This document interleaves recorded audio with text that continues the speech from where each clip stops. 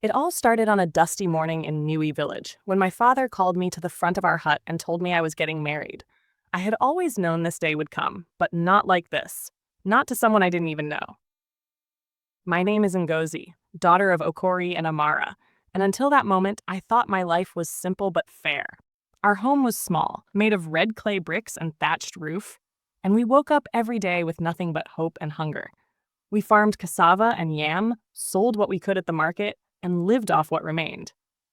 Life wasn't easy, but it was ours. My father's voice cracked as he spoke, his eyes looking anywhere but at me. He said the man was from a distant town, a good man who had offered to marry me without asking for any bride price. That alone should have raised questions, but no one questioned blessings in times of hardship. Our family hadn't eaten well in weeks, and the rains had been cruel this season. The goats were thin, the crops dying, and my mother's cough had gotten worse. I knew why he was doing it, because he loved me, because he wanted me safe. But still, my heart sank into my chest like a stone dropped into deep water. I asked him if I could meet the man before the wedding, just once, so I could look into his eyes and see if he was kind. But my father shook his head and said it was already arranged. "You will meet him on the day," he said softly, "and you will be a good wife." I nodded, though my throat felt tight. That night, I lay awake on my mat, staring at the dark ceiling, wondering what kind of man I was about to marry. Was he old? Was he cruel? Did he even want me? Or was this some strange act of charity? The days passed quickly after that, too fast for my heart to catch up. On the morning of the wedding, I was dressed in a new wrapper, stitched by my auntie, and given a pair of beaded earrings that once belonged to my grandmother. I stood beside my parents at the ceremony, watching as the groom arrived in a car I had never seen before. A sleek black thing that looked like it belonged in a city, not our quiet village. He stepped out slowly, tall and broad-shouldered, wearing a crisp white suit that shimmered under the sun. His face was calm, unreadable, and when he smiled at me, I felt something twist inside my chest. I couldn't tell if it was fear or curiosity. As the ceremony ended and the guests began to cheer, I found myself standing beside my new husband, my hands trembling at my sides. People clapped and danced, throwing cola nuts into the air for good luck, but I could barely hear them over the pounding of my heart. When my father handed me over, his eyes were wet with tears, and I saw shame flicker behind them. I wondered if he regretted it now, if he had realized how young I still was, how little I knew about the world beyond our village. After the celebration, my new husband led me to the car, opening the door for me like a gentleman. I hesitated before stepping in, glancing back at my parents one last time. My mother waved weakly, her lips pressed into a tight line. My father looked away. I climbed into the seat, the leather cool beneath my skin, and the car pulled away from the village, leaving everything familiar behind. As we drove, I stared out the window, watching the fields shrink into memory and the roads stretch endlessly ahead. Who was this man beside me? Why had he chosen me? And why did I feel like I was being carried toward something I wasn't ready for? We rode in silence for a long time, the only sound the hum of the engine and the rustling of dry leaves along the roadside. I kept stealing glances at him when I thought he wouldn't notice, trying to read his expression. He looked calm, almost bored, his fingers tapping lightly against the steering wheel. Every now and then, he'd glance at me, and when he did, I looked away quickly, my cheeks burning. I didn't know what to say to him. There were so many questions swirling in my mind, but none of them seemed right to ask yet. Eventually, he broke the silence. "You must be tired," he said, his voice deep and smooth like flowing water. I nodded, unsure of how else to respond. He gave me a small smile, then turned his attention back to the road. I bit my lip, trying to find the courage to speak. "Where are we going?" I finally asked, my voice barely above a whisper. He glanced at me again, his eyes thoughtful. "Home," he replied simply. That word sent a chill through me. Home. Not my home. His. The journey took hours, and the further we went, the more unfamiliar the surroundings became. The roads grew smoother, lined with tall trees and neatly paved streets. I saw signs of wealth I had never witnessed before. Houses with electric gates, cars parked in driveways like they owned the land itself. My heart pounded harder with each passing mile. This was not where I belonged. I was a girl from a poor village, raised on hard labor and simple meals. What place did I have in this world? When we finally arrived, I gasped. Before us stood a house. No, a mansion. Its walls gleaming white under the afternoon sun. Tall iron gates opened automatically as we approached, revealing a wide driveway lined with blooming flowers. A fountain bubbled in the center, sending arcs of water high into the sky. I swallowed hard, gripping the edge of my seat. This was impossible. No one from my village lived like this. Even the richest traders didn't own homes this grand. He parked the car and turned to me, his gaze steady. "Welcome home," he said. I stared at him, searching his face for an explanation. He didn't offer one. Instead, he got out of the car and walked around to open my door. I stepped out slowly, my legs unsteady beneath me. As I looked up at the house, a single thought echoed in my mind. Who is this man? The driver appeared out of nowhere, taking our bags from the trunk, while another man in uniform bowed slightly and opened the front door for us. I followed my husband inside, my eyes wide as I took in the grand entrance. Marble floors stretched beneath my feet, polished to a mirror shine. Chandeliers hung from the ceiling, sparkling like stars. The air smelled faintly of citrus and expensive soap. I felt like I had stepped into a dream, one I didn't belong in. A woman in a neat blue dress greeted us at the doorway. She smiled warmly at me. "Good afternoon, madam," she said in Igbo. "Welcome to your new home." I blinked, unsure how to respond. My husband placed a hand gently on my back. "This is Ngozi," he said. "She'll need a tour." The woman nodded. "Of course, sir." Then she turned to me. "Come with me, madam." I hesitated, glancing back at my husband. He gave me a small nod. "Go ahead," he said. I swallowed hard and followed the woman down a hallway lined with paintings and photographs. She showed me the living room, the dining area, the kitchen filled with appliances I had only seen in magazines. Each room was bigger than my entire childhood home. I tried to keep my breathing steady, but my heart was racing. "Your bedroom is upstairs," she said, as we reached the foot of a winding staircase. I looked up, the steps disappearing into shadows. My bedroom. It sounded so final, so permanent. I had never imagined I would live somewhere like this. I had never imagined I would live at all past 20. The war in the North had taken so many lives, and even though our village had been untouched, I had always feared death would come for me sooner rather than later. Now here I was, standing in a palace, married to a man whose name I still didn't know. At the top of the stairs, the woman opened a door and gestured inside. "This is your room." I stepped in slowly, my breath catching in my throat.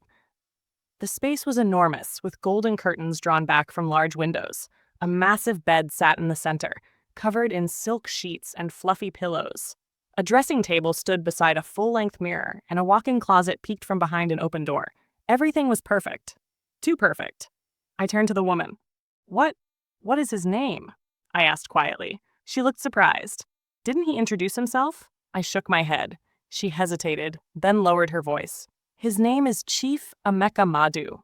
I frowned. Chief? That meant he was important, powerful, rich.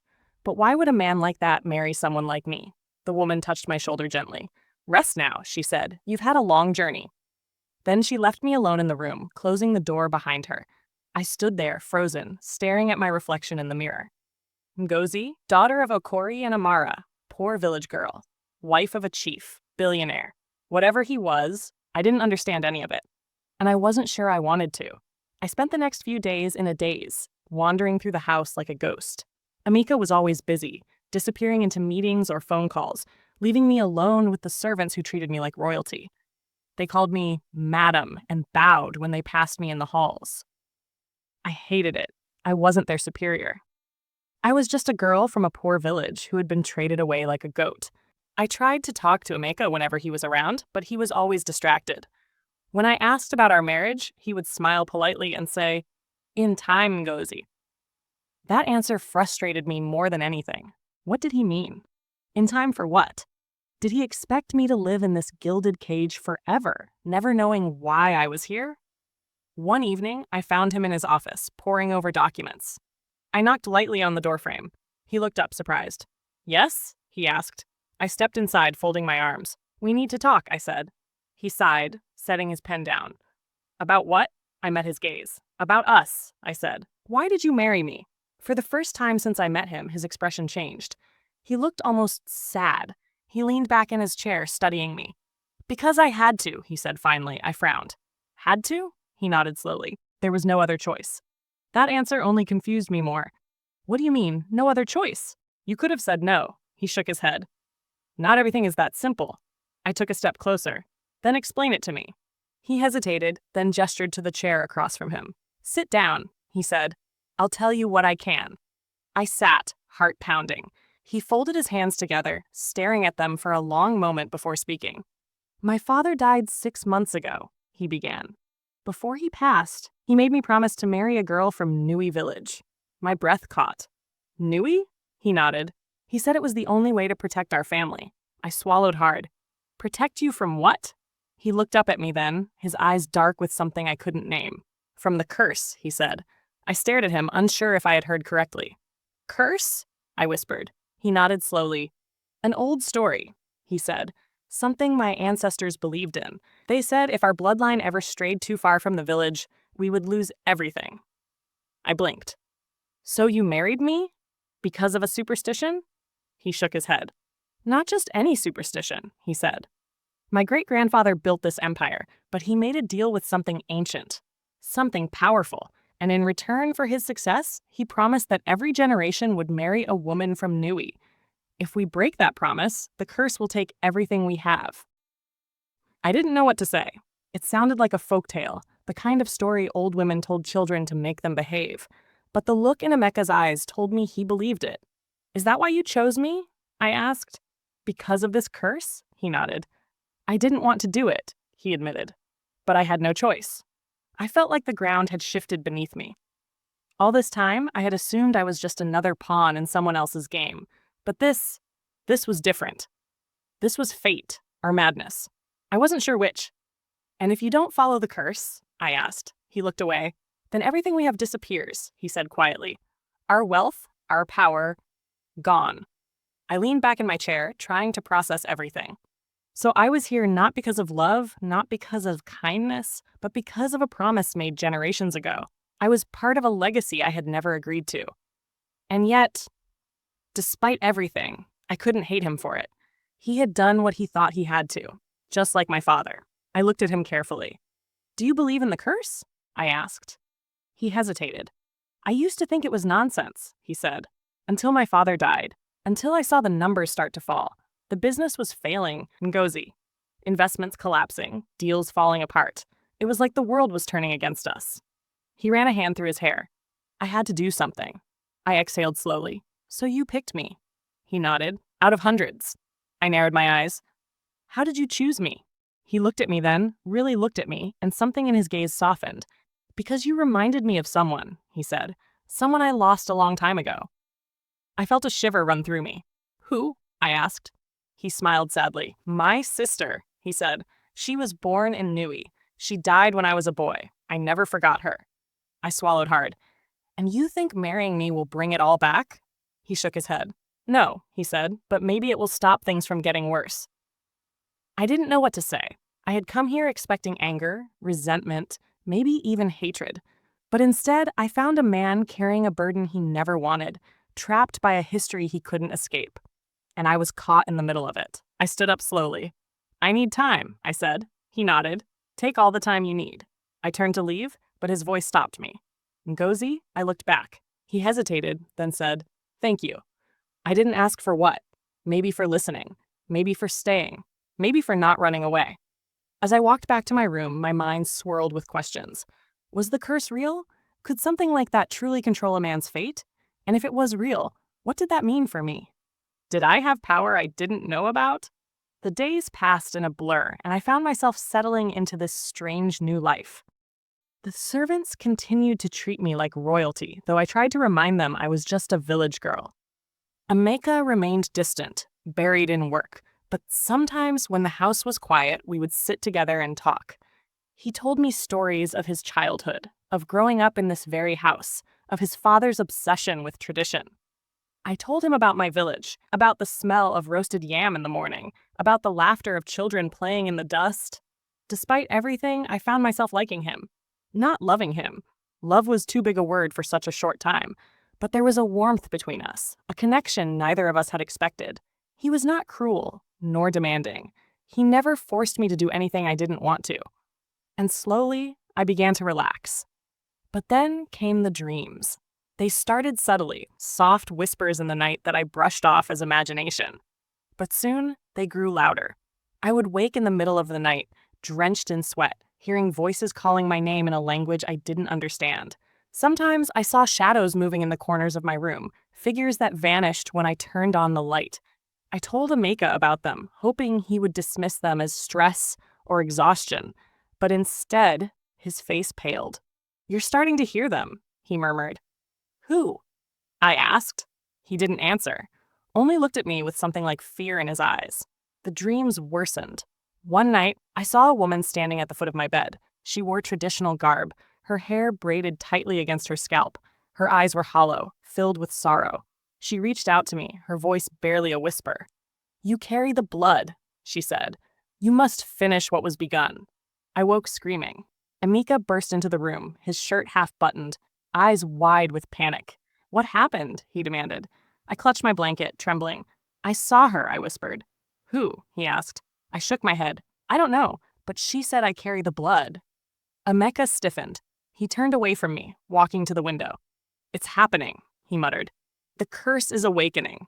I stared at him. "What do you mean?" He didn't answer right away. When he finally spoke, his voice was low. "The spirits are watching you and they recognize you." I felt cold all over. "Recognize me?" I repeated. He turned to face me. "Because you're connected to this," he said. "More than you know." I swallowed hard. "Connected how?" He hesitated, then took a deep breath. "Because you're not just any girl from Nui," he said. "You're the last descendant of the woman who made the original pact." I froze. "What?" He nodded slowly. "Your great-great-grandmother was the one who helped my ancestors seal the deal. That's why your family has always been poor, because the spirits took from you what they gave to us." I felt like I had been struck. My family had suffered for generations because of this. My ancestors had been sacrificed so that his could prosper. Anger flared in my chest, hot and sharp. "You mean to tell me my family has been cursed so yours could be rich?" I demanded. He winced. "Not exactly," he said. "It was a balance." I shook my head. "Balance? Trade? My mother has coughed herself sick every winter. My father has worked until his hands bled. And you call that balance?" He looked away. "I'm sorry," he said. "I didn't make the rules." I clenched my fists. "Then who did?" He hesitated. "The spirits," he said. "The ones who gave my family its power." I stared at him. "And now they want me to pay the price?" He looked at me then, his eyes filled with something I couldn't quite name. "Not pay," he said. "Complete." I narrowed my eyes. "Complete what?" He took a slow breath. "The cycle." I didn't understand what he meant. Not fully, but I knew one thing for certain. This was no longer just a marriage. It was a reckoning. The next morning, I woke with a heavy feeling in my chest. The weight of Emeka's words pressed down on me like a thick fog. My family had been bound to his for generations, linked by an ancient promise sealed in blood and mystery. And now, somehow, I was at the center of it. I needed answers. Real ones, not just pieces of a puzzle hidden behind riddles and curses. I got dressed quickly, tying my wrapper tighter than usual, as if bracing myself for whatever truth awaited me. Emeka was already in his office when I arrived, speaking in hushed tones with a man I hadn't seen before. The stranger wore a dark robe embroidered with symbols I didn't recognize, and when he turned to look at me, his eyes held a knowing that unsettled me. "This is Obioma," Emeka introduced. "He's a historian. He knows the old stories better than anyone." I nodded stiffly, stepping forward. "Tell me everything," I said. Obioma exchanged a glance with Emeka, then inclined his head. "Very well," he said, "but be warned, child, some truths cannot be forgotten once spoken." I swallowed hard, but didn't waver. "Tell me anyway." Obioma took a deep breath, then began. "Long ago, before your people and mine were divided by wealth and poverty, there was a great famine. Crops failed, rivers dried, and death walked among the villages. Your great-great-grandmother, Adais, was a seer, a woman who could speak with the spirits. She sought their help, begging for mercy for her people, and the spirits answered, but not with kindness." He paused, letting his words settle. "They made a bargain," he continued. They would grant abundance to those who honored them, but only through sacrifice. Adais agreed, sealing the pact with blood. She gave herself to the spirits, ensuring that her descendants would always provide the necessary offering. In return, your people survived, and my master's ancestors flourished beyond measure. I felt my breath hitch. So my family was cursed? Obioma shook his head. Not cursed. Bound. The spirits required a link to the human world, and your lineage became that bridge. Every generation, a member of your family was chosen to maintain the balance. Sometimes willingly, sometimes not. I looked at Emeka, my stomach twisting. And now it's me. He didn't deny it. You were the last, he said quietly. The last direct descendant of Adais. That's why my father insisted I marry you. He believed you were the key to restoring what was slipping away. I shook my head, unable to process it all. So I'm supposed to give my life to these spirits? Obioma studied me carefully. Not necessarily your life, he said, but your soul must serve its purpose. The spirits demand a choice. Either you continue the cycle or you break it and risk losing everything. I felt dizzy. Break it how? Emeka's jaw tightened. By refusing the pact, he said. By rejecting the spirit's claim on our families. But if you do, the balance collapses. My family loses its power, and yours may suffer consequences beyond imagining. I backed away, shaking my head. This is madness, I whispered. I'm just a girl from a poor village. I didn't ask for this. Obioma's gaze softened. You may not have asked for it, he said, but the spirits chose you long before you were born.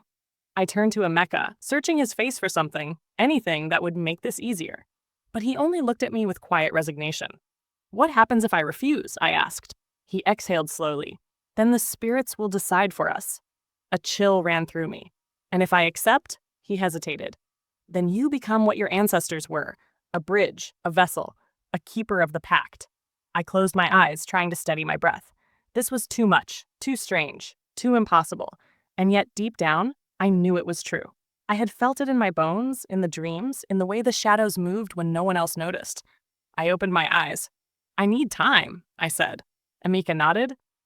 Take it.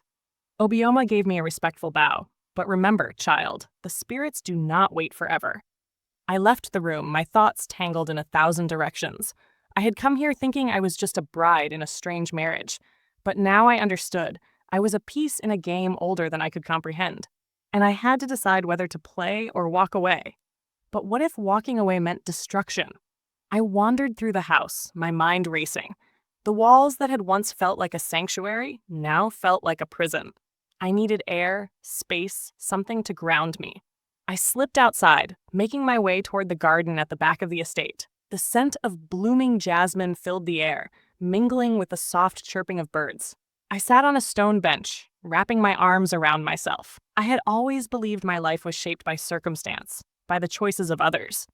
My father had given me away because he had no other option. My husband had taken me because of a promise he didn't want to keep. But now I was faced with a decision that was entirely mine. Continue the cycle or end it.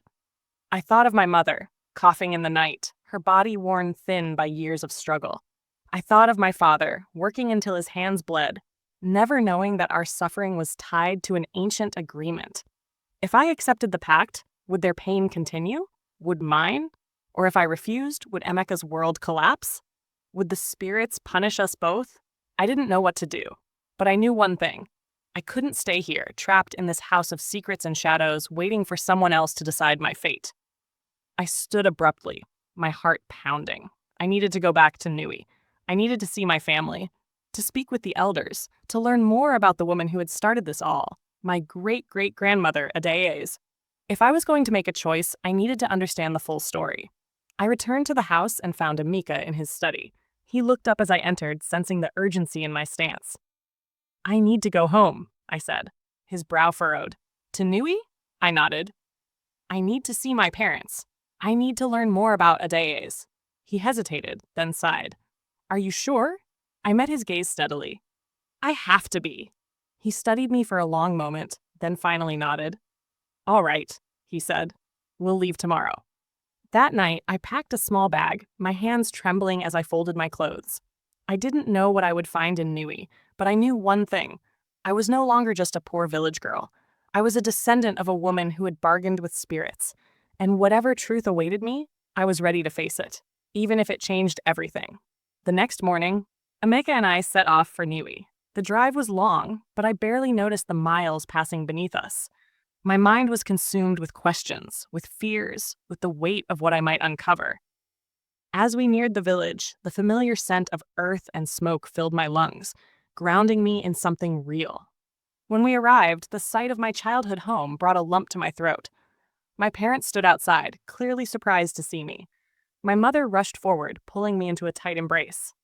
"Ngozi!" she cried. "You're home!" I hugged her back, holding on to her like she was the only thing anchoring me to reality. My father stepped forward, his eyes wary as he looked at Emeka. "Chief Madu," he greeted. Emeka nodded respectfully. "Sir!" My mother released me, her hands cupping my face. "What brings you back?" she asked. I swallowed hard. "I need to know the truth," I said, "about Adayes." Their expressions shifted instantly. My mother's grip on my face loosened, and my father's shoulders tensed. "Why?" he asked cautiously. I looked between them. "Because it's connected to me," I said. "To all of us." My father exhaled sharply, then motioned for us to come inside. We sat in the main room, the same room where I had grown up listening to my grandmother's stories. My mother brewed tea in silence, her hands shaking slightly. Finally, my father spoke. "Your great-great-grandmother was not just a woman," he said. "She was a seer, a woman who could speak with the spirits." I nodded. "I know that part." He hesitated. "What you don't know is what she did." I leaned forward. "Tell me." He took a deep breath. "Adayes made a pact with the spirits to save our people during the famine, but the price was steep. Every generation, a member of our family would be chosen to maintain the balance. Some volunteered, others were taken." My breath caught. "Taken?" He nodded grimly. "Sometimes in dreams, sometimes in fire, sometimes in silence." I felt a chill crawl up my spine. "And now it's me," I whispered. My mother let out a soft sob, covering her mouth with her hand. My father looked at me with sorrow-filled eyes. "We hoped it would never come to this," he admitted. "We prayed you would be spared." I shook my head. "I can't be spared," I said. "I need to understand." My father hesitated, then reached into a wooden box on the shelf. He pulled out a bundle wrapped in faded cloth and placed it in my hands. "This was hers," he said. "She left it for whoever would come after." I unwrapped the cloth carefully, revealing an old book bound in leather, its pages yellowed with age. I traced my fingers over the cover, feeling the weight of history pressing down on me. I opened it slowly, revealing intricate drawings and handwritten notes in a script I barely recognized. I flipped through the pages, my heart pounding. There were accounts of rituals, of offerings, of spirits demanding tribute. And then, near the end, I found something that made my breath hitch. A prophecy. It spoke of a girl who would come in the 7th generation, the last descendant of Adayes. She would stand at the crossroads of fate, holding the power to either restore the pact or destroy it entirely. The spirits would watch her closely, waiting for her choice. I looked up at my parents, my voice barely above a whisper. "I'm the one they've been waiting for." My father nodded solemnly. "Yes," he said. "You are." I closed the book, my hands trembling. The weight of destiny settled heavily on my shoulders. I had come here seeking answers, but now I had only more questions. And one undeniable truth. Whatever choice I made next would shape the future. For my family, for Emeka's, and for the spirits themselves. I had to decide. Would I honor the pact, or would I break it forever? As I sat there, clutching the ancient book, I felt a shift in the air. It was subtle, like the moment before a storm, when the wind stills and the sky darkens. My mother shivered, rubbing her arms as if chilled. My father looked around, frowning. "Do you feel that?" he asked. I nodded slowly.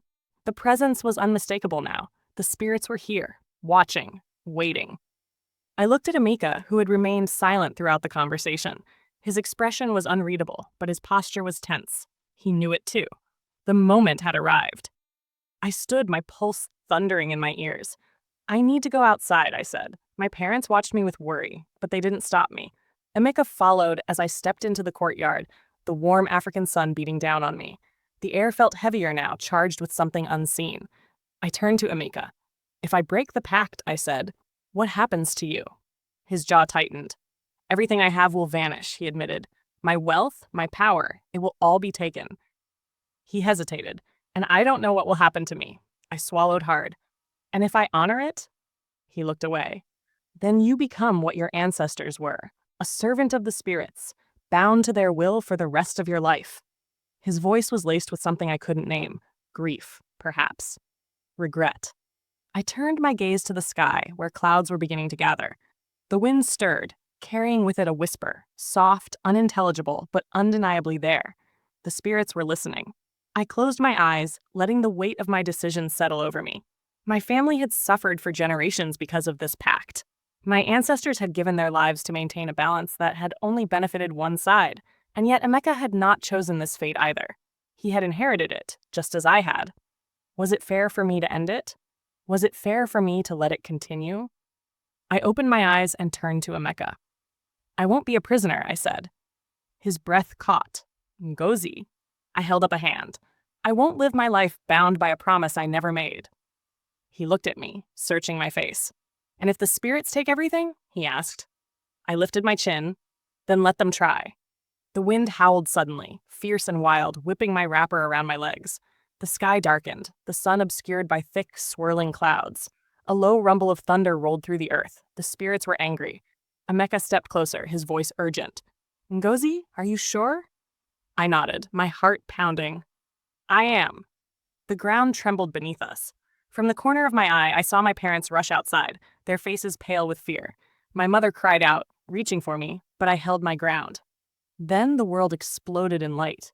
A blinding flash engulfed me, and I felt myself lifted off the ground, pulled upward by an invisible force. The wind roared in my ears, and I screamed, but my voice was lost in the chaos. I saw Emeka reach for me, his expression stricken, but he was too far away. And then, just as suddenly as it began, everything went still. I found myself standing in a vast, empty space. The sky above was a swirling mass of stars and shadow, and the ground beneath my feet shimmered like liquid glass. I was no longer in the village. I was somewhere else entirely. Behind me, a voice spoke, deep, resonant, ancient. You have defied the pact. I turned slowly, my breath shallow. Before me stood a figure cloaked in darkness, its form shifting like smoke. Its eyes burned with an eerie glow, and its presence sent chills down my spine. I did, I said, forcing strength into my voice. I won't be bound by a promise made before I was born. The spirit tilted its head. You would risk everything for freedom? I nodded. Yes. Silence stretched between us, thick and heavy. Then the spirit raised a hand, and the world around me began to fracture. Images flashed before my eyes. My parents, their faces lined with grief. Emeka, standing alone in his mansion, the walls crumbling around him. The village, stripped of life, the fields barren and dry. The balance is broken, the spirit intoned. The cost is great. I clenched my fists. Then let it be. The spirit regarded me for a long moment. Then, unexpectedly, it laughed, a low, echoing sound that sent shivers through my bones. You are bold, child of a days, it said. Bolder than your kin. I swallowed hard. I'm not afraid of you. The spirit's form flickered. Fear is not the lesson here, it murmured. Understanding is. Suddenly, the images changed. I saw my ancestors, not as victims but as warriors, women who had wielded power, who had shaped destinies. I saw Adaeze, standing before the spirits, not as a servant but as an equal. She made a choice, the spirit said. Now you must make yours. I felt something stir within me, an energy, a connection. I understood now. This was never about obedience. It was about reclaiming what had been lost. I straightened my spine. I choose my own path, I declared. The spirit's eyes gleamed. Then so be it. The world shattered around me. I woke with a gasp, my body sprawled on the ground in the village courtyard. Emeka was kneeling beside me, his face pale with relief. My parents hovered nearby, their expressions torn between fear and awe. I sat up slowly, my limbs trembling. The sky above was clear, the wind gentle. The storm had passed. Emeka reached for my hand. Ngozi, he whispered. What happened? I looked at him, then at my parents. I broke the pact, I said, but I reclaimed our power. Emeka's eyes widened. What does that mean? I smiled faintly. It means we're free. And for the first time in my life, I felt it. True freedom. Over the following weeks, the changes became apparent. The weight that had pressed down on my family for generations lifted, replaced by a sense of peace I had never known. My mother's cough began to fade, her color returning. My father's hands healed, and he worked the land with renewed energy. The village, once struggling, saw better harvests, fuller markets, and a sense of prosperity that had eluded us for so long. Emeka, too, changed. The tension that had always lingered in his shoulders eased, and he no longer carried the burden of expectation like a cloak. His businesses thrived, not because of the spirits, but because of his own efforts. The wealth remained, but it no longer defined him. One evening, as we sat beneath the stars in the village square, he turned to me. "You did something incredible," he said. "You changed everything." I looked at him, the firelight dancing in his eyes. "We changed it together," I corrected. "You had the courage to question the past. I had the strength to break it." He smiled softly. "And now what?" I shrugged. "Now we build something new." He nodded, his gaze thoughtful. "I want to help the village," he said. "Invest in schools, hospitals, infrastructure. Let the people thrive on their own terms." I felt a warmth spread through me. That's a good dream. He looked at me then, really looked at me, and something shifted between us. Not obligation, not duty, something deeper. Love. "I'm glad I married you," he said quietly. I smirked. "Even though it wasn't your choice?" He chuckled. "Especially because it wasn't." I leaned my head on his shoulder, the night stretching out before us like a promise. The past was behind us. The future was ours to write. And for the first time in my life, I believed in the power of choice. I was no longer just a poor village girl. I was Ngozi, daughter of Okori and Amara, descendant of Adayazi, keeper of my own fate, and I would never be afraid again. And so, Ngozi's journey reminds us all, no matter the weight of history or the shadows of the past, we have the power to choose our own path, to break cycles, to reclaim our destiny, and to create a future shaped by hope and courage. If you enjoyed this story, don't forget to like, subscribe, and hit the notification bell for more tales of strength and spirit. Share your thoughts below. What would you do if faced with a choice like Ngozi's? Thanks for watching, and until next time, keep believing in the power of your own story.